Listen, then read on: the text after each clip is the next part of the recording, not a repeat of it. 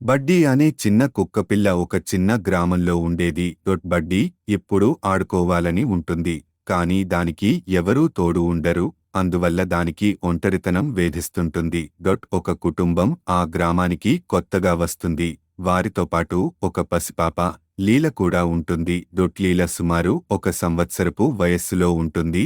లీల చాలా చురుకుగా ఉంటుంది. కదులుతున్న ప్రతిదానికి చేతులు ఊపుతుంటుంది.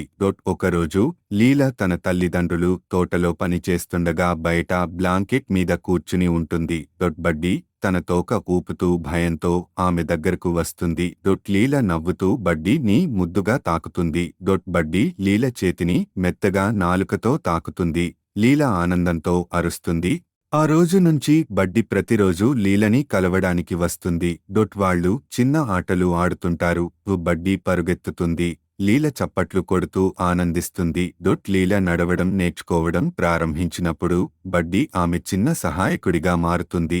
బడ్డీ తోక ఊపుతూ ఆమె పక్కన నిల్చుంటుంది, గట్టిగా ప్రోత్సహిస్తున్నట్లు ఒకరోజు లీల మరియు బడ్డీ తోటలోని మట్టిలో ఆడుకుంటారు. బడ్డీ మట్టిలో తిరుగుతూ ఉంటే లీల నవ్వుతూ ఆనందిస్తుంది. కొంతసేపటికి వాళ్ళిద్దరూ మట్టితో నిండిపోయి ఉంటారు. లీల తల్లిదండ్రులు వీరి చిలిపి చేష్టల్ని చూసి నవ్వుతారు.